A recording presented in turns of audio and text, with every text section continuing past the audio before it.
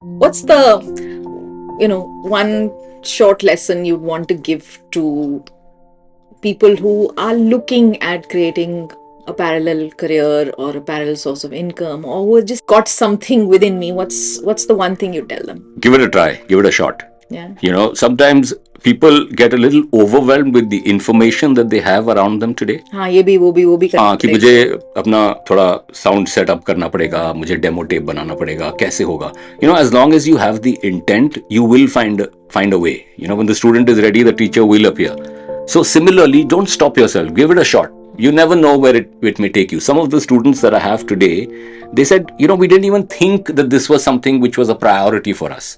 But having come here and understood that it's not rocket science, it can be done, it's simple, it's easy, has made us reach wherever we've reached today.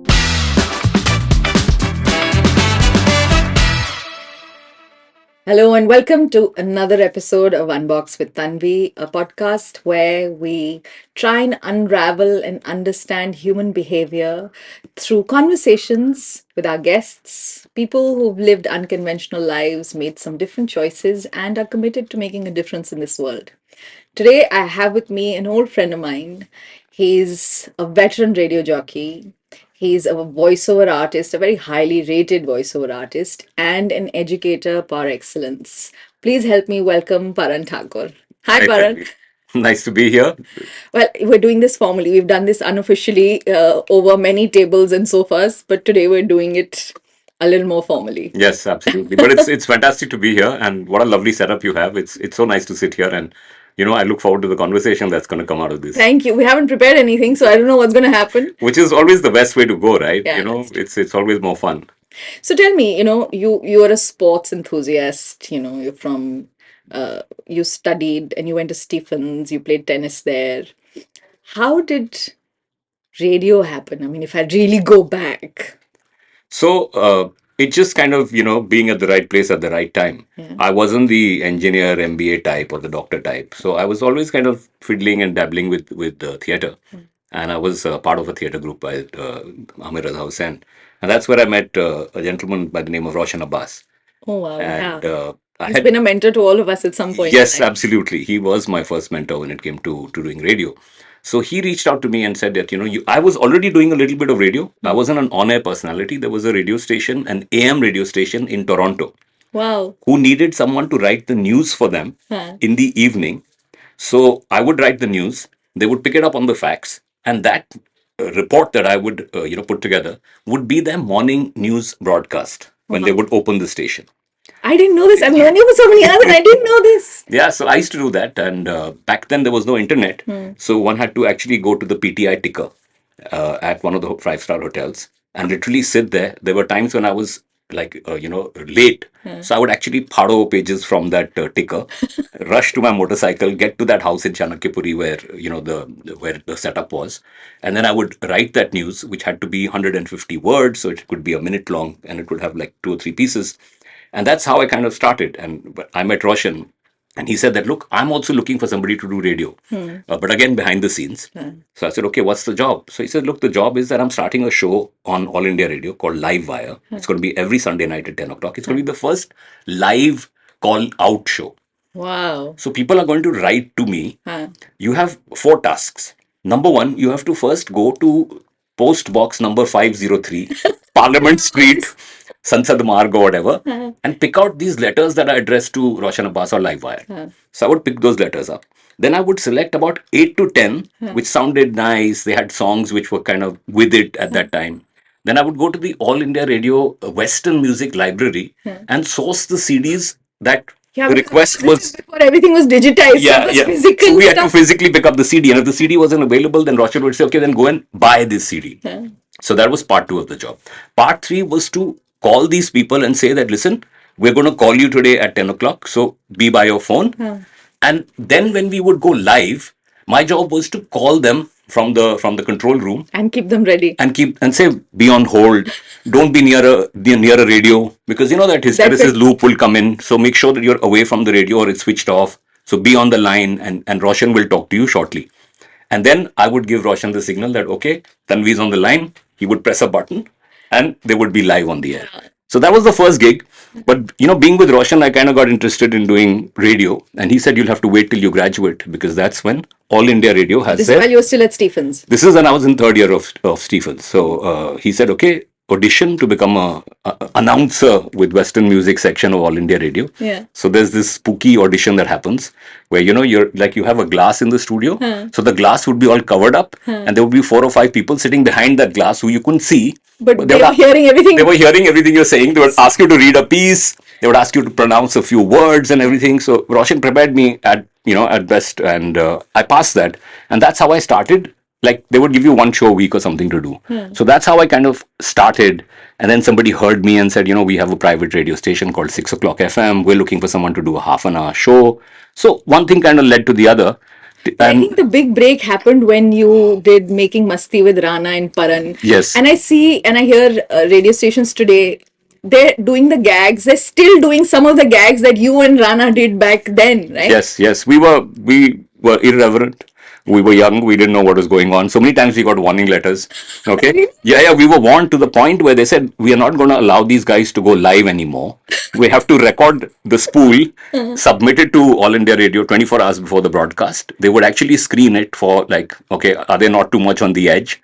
And then they would put us on the Now edge. it doesn't matter, but back then, Yeah. you guys were really pushing the boundaries of what was Absolutely. acceptable. And the funny thing is, Tanvi, that even till today, I get people who say, Paran, are you the same Making Musty guy? It's incredible. I went on to do so much radio, live radio, everyday radio. But the recall that Making Musty had back at that time, we're talking mid 90s and late 90s, is phenomenal. No, I'm telling you, you guys were my claim to fame. Okay. We'd be in a car and the show would be coming on. And I said, wait, they're my friends.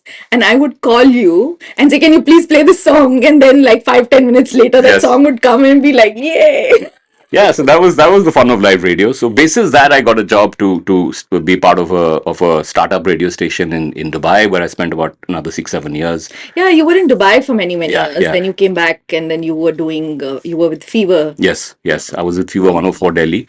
So yeah, I was there for about another 7-8 years. But then somewhere, along the way, I thought radio started to lose that edge that it had in the beginning. It became too verbose, according to me. Too many ads started playing. It wasn't all about the music anymore.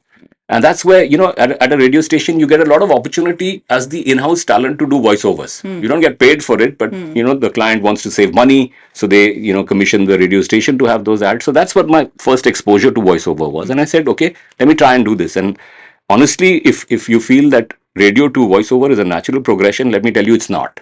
Yeah. You know- I've done television for 20 years, and if I have to do a voiceover, it's not something that comes naturally. You have to put some work into Absolutely. polishing your skills. Yes. You have to interpret the script, you have to come up with your performance, and you only have your voice to play around with the emotions, with the feelings and things Yeah, like there's that. no facial expressions Yes, to help and you. and as a radio jockey, you have certain habits, the way you end your sentences. You're almost sing-song, for lack of a better word, and you have to unlearn a lot of that. So it took some time working with coaches and figuring out that what brings about that versatility, what can you do with it. But so far so good. It's quite enjoyable. Every day you get to be like a new character. So it's a fun line to be in. Yeah, I know you're doing a lot of work in the education space with voiceovers as well, but we'll talk more about that. What I want to ask you is, you grew up in a boarding school. Your parents were educators. Yes. Father still is. And what was it like to grow up in a family where education's like this really important big thing? And here you are saying, listen, I'd rather play sports, I'd rather do theater, and I don't really want to do, like you said, I wasn't the CA, engineer, lawyer type. Yeah. What was I like at home? So I think Dad was quite cool, actually. Yeah. Yeah. He was very supportive of all these endeavors. Like when I started doing radio, and the uncles and aunts would ask, "What do I do?" And I would say, "I'm a radio jockey." And they said, "हाँ वो तो ठीक है, but what do you do otherwise?" काम क्या करते? हाँ मतलब basic क्या है? So I think I was very blessed in that respect that my mom and dad were very supportive of what I did. It wasn't such great money or anything to begin with, but they kind of encouraged it, and they said, you don't need to go you go on the path less treaded, and we're behind you, we're supporting you, do this. So they were actually quite supportive because clearly I didn't have the education kida, at least as a student back then. But they were very supportive Yeah. in every sense of the word. What do you think is to have that kind of an environment at home I for think kids to it's flourish? I think it's very important. It's that freedom that allows you to kind of also make mistakes along the way. You are going to make mistakes, but if you have parents who tell you that, look, there is no wrong turn. It's something that you learn from it, and you'll move on as long as you're moving, as long as there's no lack of action. So my father was always telling me that, look, just keep doing it. Just keep doing the action and you will get better. Sometimes when if you probably look at your initial television, Oh God, they're cringeworthy. yeah. So when I listened or to some of my earlier radio shows, and I'm like, whoa, man, well, who is this guy? Yeah, What's yeah. he When I about? see my old television work, I'm like, listen, I don't want anybody to see it. I don't want to see it myself. Yeah, yeah. But he always said that there are no wrong turns. Just keep doing it. Just keep doing it, and you will find success. And that's how it's always been. In fact, the whole space of wanting to somewhere along the line teach it also somewhere comes from my mother, and that's a story that maybe we'll delve into a little later. Yeah, sure. But you have two kids, Yep. and both of them, well, they're still studying, but their career choices again are not the usual. I'm doing economics or I'm doing, and did a lot of what your upbringing or did a lot of what your father and mother's support. Did that impact how you're bringing up your kids as well? I'm sure at a subconscious level that tends to happen. To be able to give them the freedom to make the choices and the consequences of whatever they are going to be doing is something which I think gets, inherently it becomes a part of your personality. Yeah, that's true. So my son is a lot into this whole social media space and editing and filming and all of that. Does he help you with your social Yes, he media? did. He did. In fact, he was the one who encouraged me to do it. Oh, wow. He said, Dad, you've got to be on social media. You got to be on Instagram. And I was like, what am I going to do? I'm not going to dance at this age and whatever. He said, no, you figure out something, but you have to be on Instagram. I was like, okay. So then what happens is you kind of look at yourself and you say, okay, this is something that maybe I have chota bit expertise to talk about. And that's how I started with the voiceover tips, and one thing led to the other. But it's been phenomenal. And if it wasn't for Veer, I'm telling you, I wouldn't have been doing it. He was the one who pushed me, who shot my videos, who edited them, made them look half decent. Dad, just do it. Yeah, yeah, yeah. Wow. Yeah. It's amazing, how kids grow up and they become such huge parts of your support system as well. Totally. Yeah, yeah. You said your father always pushed you to do things fast. Sameer and I always call you Speedy Paran. With you, आप शाम को बात करोगे, 1 hour later you've taken some action. How have you built this? Like, does it come naturally to you, or is it like what drives you to take action? I think the fear of not taking the action, because I think that's a huge problem. All of us have certain ideas in our mind, but it's the gap between that idea and actually implementing it. Yeah, that's true. Without the fear of the failure. It's like you watch a video, you play a video game, right? But you're playing it in your own house, you're sitting alone, right? And if you don't pass a level, you're not embarrassed. Now, you don't carry that in real life, where you always think about what people will think if you fail. Yeah, correct. When you're playing a video or you're playing one Candy Crush level, and if you नहीं keep हुआ, it, नहीं हुआ, फिर try कर लेंगे. कोई बात नहीं. I think I just have stopped thinking about what others will feel, because to me the inaction is the Scarier. problem. Yeah, It's scarier. I'd rather take the action, and I know that I may not be right most of the times, but at least I would have started, and I'm not going to be at a space where it's the decision wasn't taken or the action wasn't done. In fact, recently I read an essay, and the essay said, I've even done a reel on Instagram on it. It says that thinking about doing the thing is not doing the thing. Talking about doing the thing is not doing the thing. Hating people who are doing the thing is not doing the thing. Making a plan for doing the thing is not doing the thing. It just like doing the thing is doing the thing, and I think you embody that. And I never realized it. It was the fear of inaction, saying doing something is scary, but not doing something is scarier. Yeah, absolutely. Yes, yes. That's my philosophy. And like I said, it's not going to be right all the time. But at least I will not live in the regret of not having tried to do this. So anything that happens, I'm always looking at, let's go and do it. Let's see what happens. हाँ You देखेंगे know, क्या होगा. What's the worst exactly. that can Yeah, happen? yeah, yeah. Yeah. And you'll not be at a stage where you're you're not in the game. You can live life either in the field or you can be in the sidelines. Now, I'd hate to be on the sidelines. You know, Well, you're a sports yeah, enthusiast. yeah, Well, you're a big sports player. You still play tennis. yeah, yeah. How much of that comes into this philosophy of yours? I think sports is a great learning platform. Just the ability to go out there and do it and make the mistakes and still try and play it a better set tomorrow. I think it really helps. And this whole thing about being on the sidelines, or is just something which would upset me terribly. I would rather play a bad game and lose to my opponent, embarrassingly, than to just be on the sidelines and clapping and doing things like that. So I think sports does what it does to you mentally, is an attitude that kind of permeates in your life and in your behaviors. Yeah, I think a couple of things. Like my daughter plays football, and I see that she has imbibed those things far earlier than me. For me, it took this whole journey of personal development to try and figure a lot of that out and imbibe it. But with her, because she plays sports, I've seen that there is a certain amount of discipline that comes in even when you don't feel like getting up in the morning. You get up in the Yeah, morning. yeah. There are times when she's not good at something and she'll tell me, she said, yeah, I know, I'll practice it for 10 days, I'll get better at it. So this understanding that achieving a goal is a process and not an instant thing, like आप करते रहोगे and it'll get to a point where you'll get the skill, you'll acquire the expertise in that area. And this whole thing of let's play, it's okay if we lose, so you can see, I remember she picked up badminton just at Okay. the end of the pandemic, and she'd been a football person, so badminton was a relatively new game, but she picked it up very quickly. And the academy sent her for these Delhi zonals.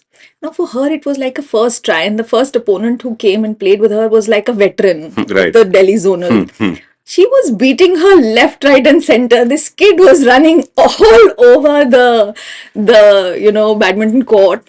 But what I saw was even till the third set, because it's your best of three, second set, because she lost the first one, and even in the second set, she was losing, but like till the last, she kept pushing herself and running to try and hit it. And she came back, she said, no, that's what sir had also said, give your best shot. So I just gave my best shot. It's Yeah. okay, next time will be better.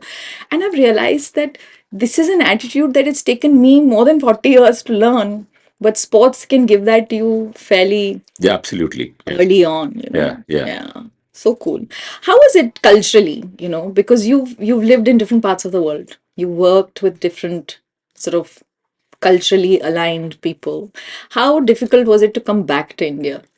I think for a while I had really been sort of manifesting that I want to come back to a certain degree. I wanted my children to grow up here. And when I saw that Hindustan Times had done a tie-up with Virgin Radio, somewhere Virgin Radio was like a Epitome of radio stations at yeah, that point, yeah? to me it was like very exciting. So I'd been kind of mentally gearing up myself to do it, and it was such a wild shot.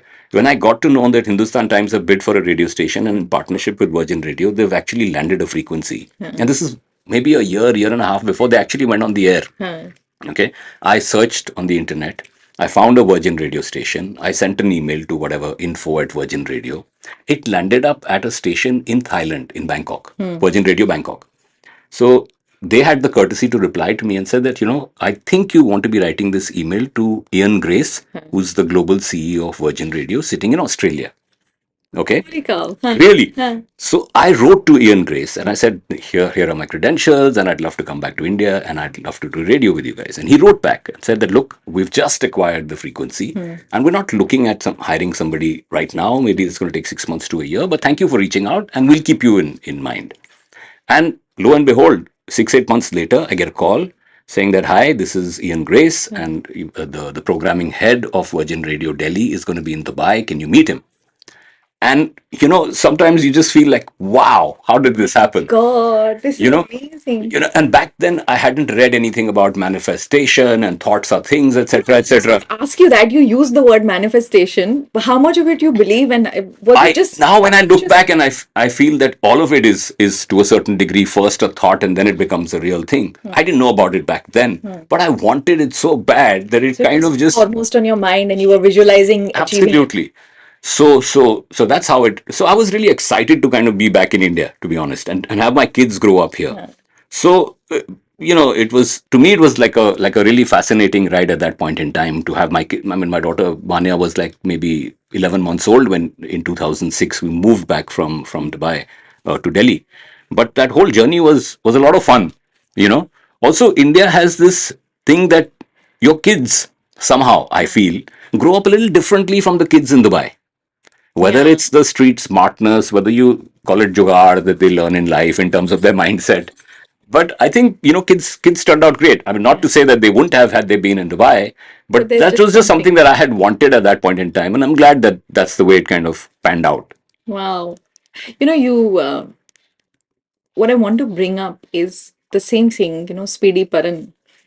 The fact that you took the initiative to write an email to an email ID that you didn't even know कि इसका कुछ होने भी वाला है कि नहीं, like, is anything going to come out of this email or not, but you still took the action. Somebody told you write to the CEO, you didn't think like, oh god, the CEO will not even read my email, why should I even bother to Sure. write?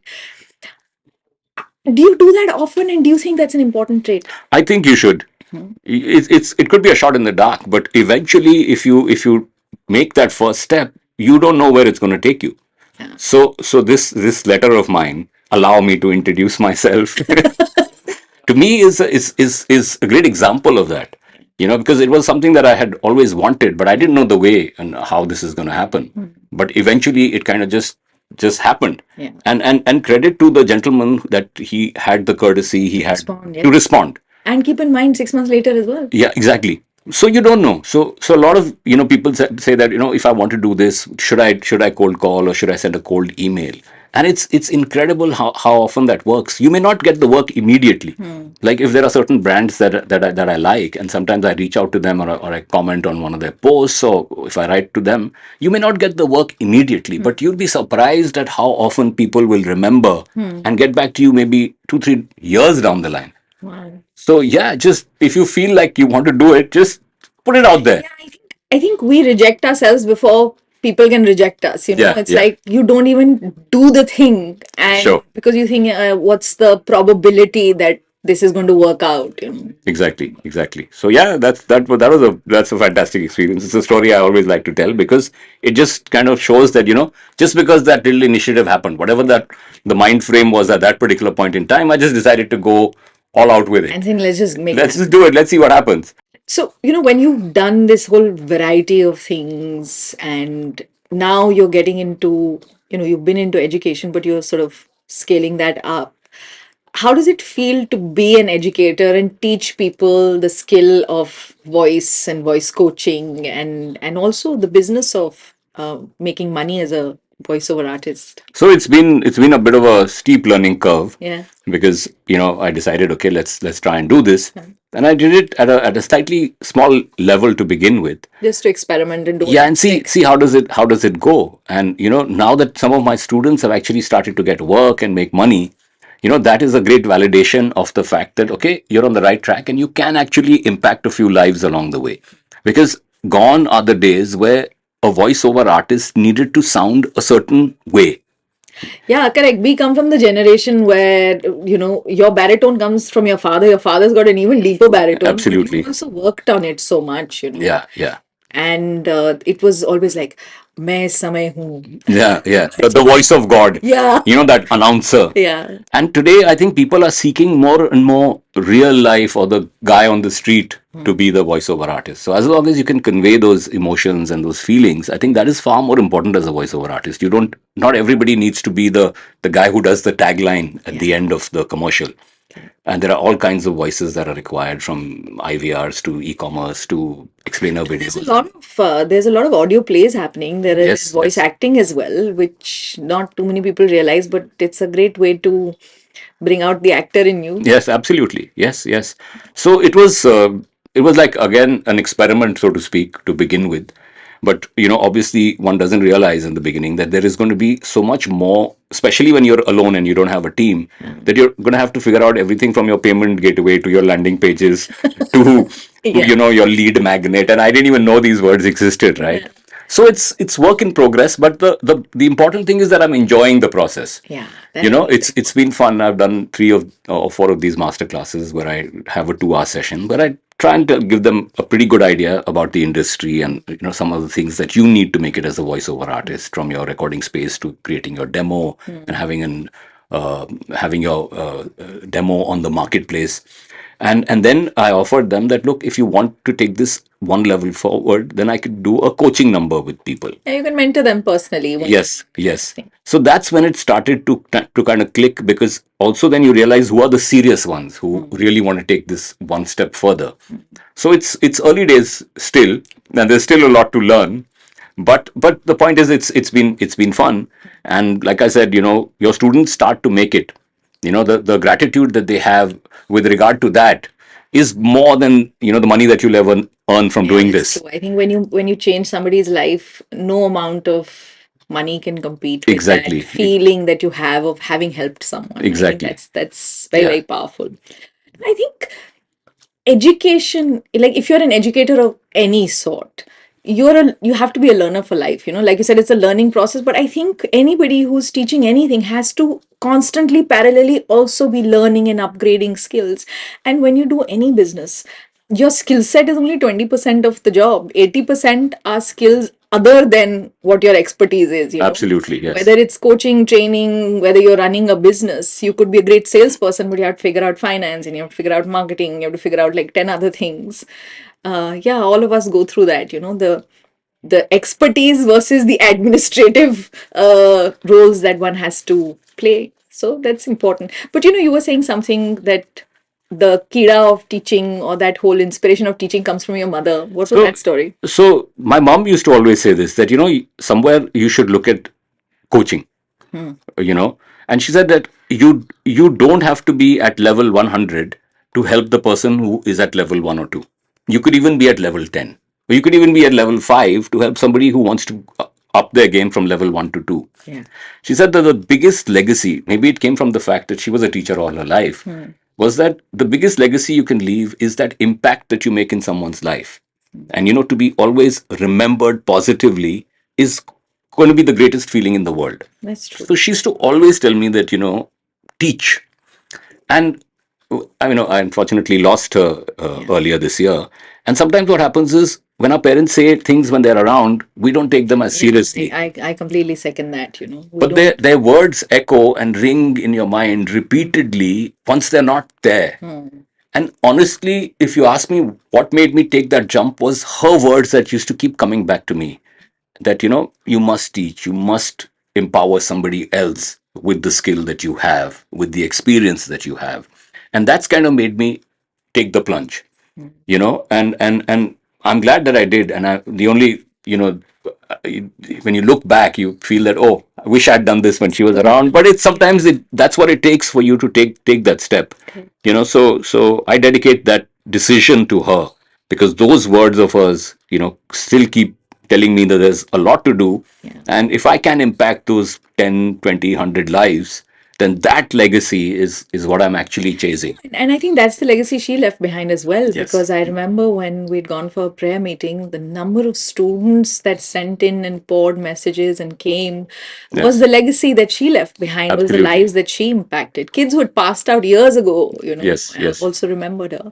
And I totally agree with what you're saying, that, you don't need to be at level 100 to help somebody who's at level 1 or 2. You just have to pull somebody up to the level that you can. And either you have grown in the meantime and you can keep taking them with you, or they'll surpass you, but then they'll find somebody else who can take them to the next level. Absolutely. So I totally agree with you that most of us have something to share, something to give, but we hesitate because we feel we're not experts Sure. in the field, or because we compare ourselves to some of the biggest celebrities, and we feel okay, uh, but there is access that you can give that the guy at level 100 can't Can give. possibly not give. Yes. Absolutely. There is a course that I'm doing right now. There's a gentleman called Wim Jang, and he always talks about the fact that there are certain aspirational mentors, and then there are some pragmatic mentors. Now, a pragmatic mentor is actually going to be able to change your life a lot more than somebody who's already at that, level 100.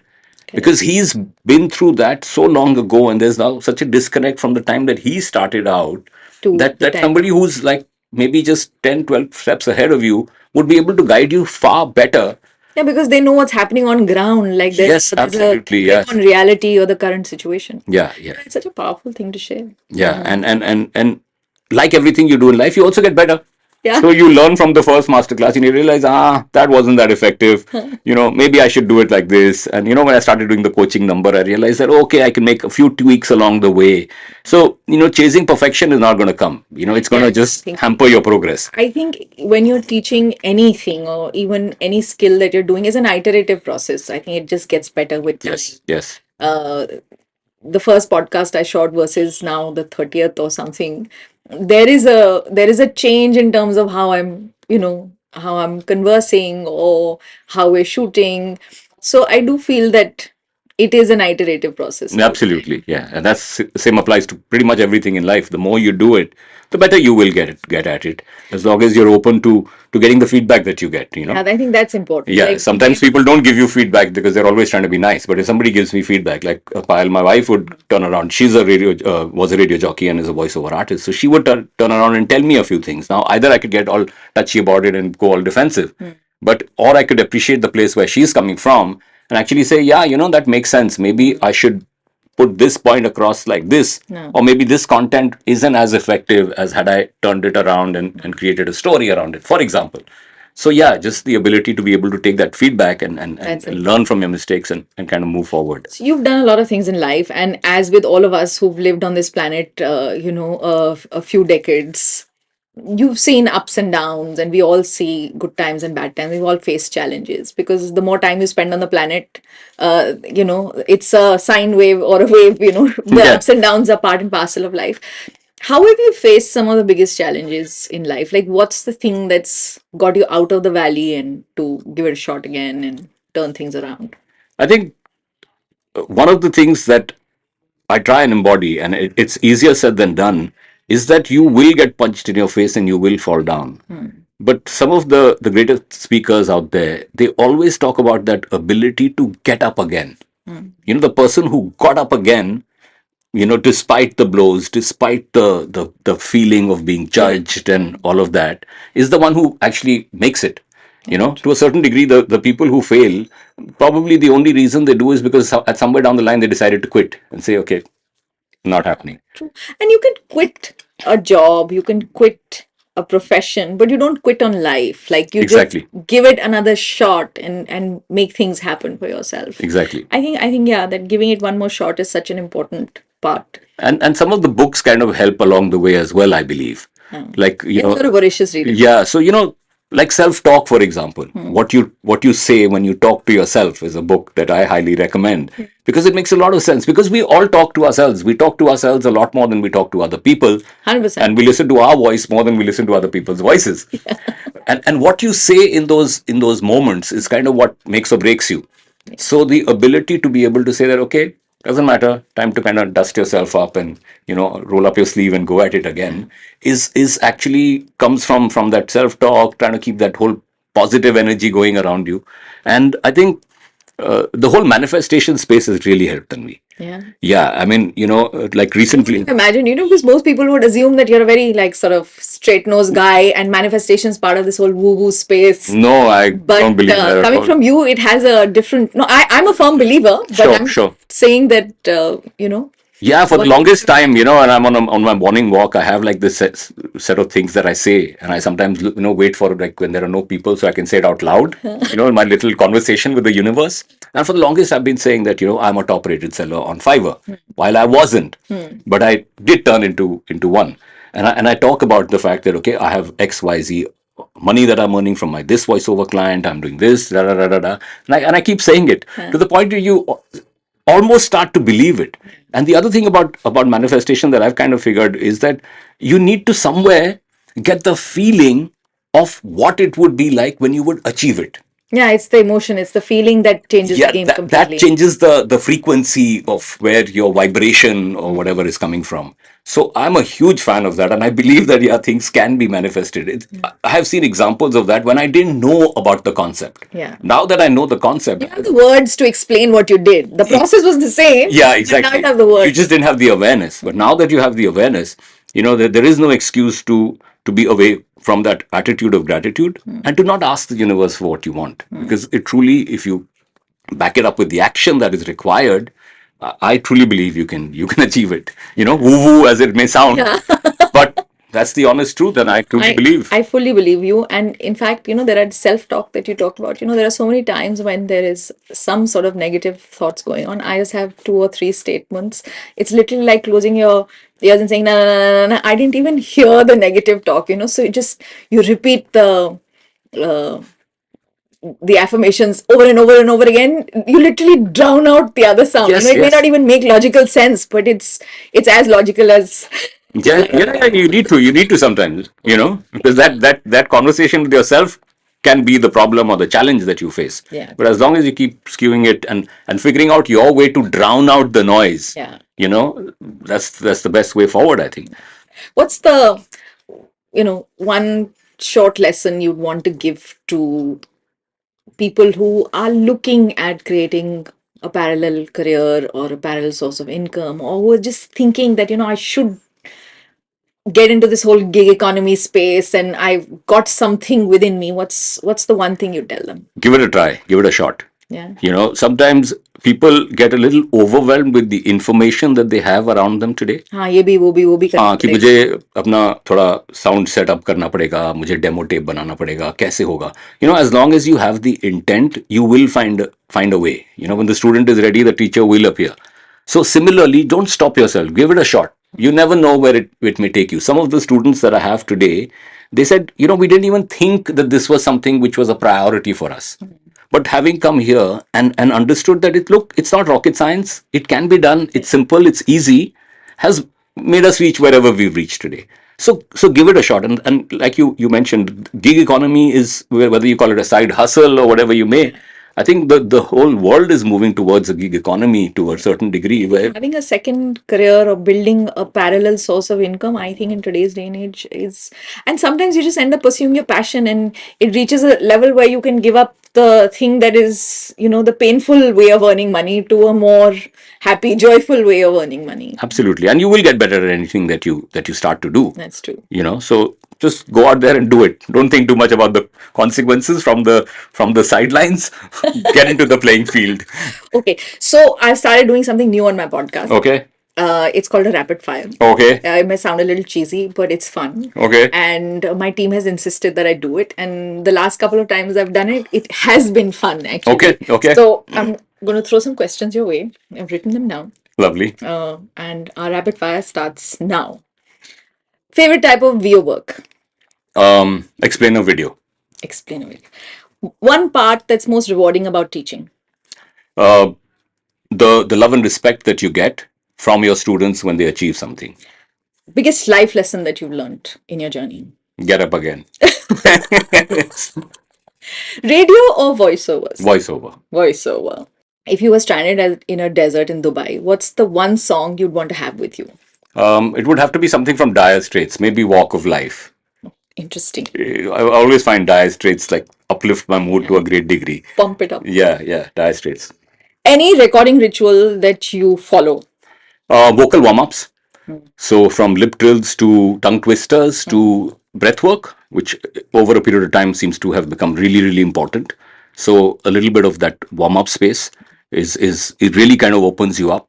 A quick QEQR, because it kind of just opens up all your muscles. So I do a QEQR before I press the recording button.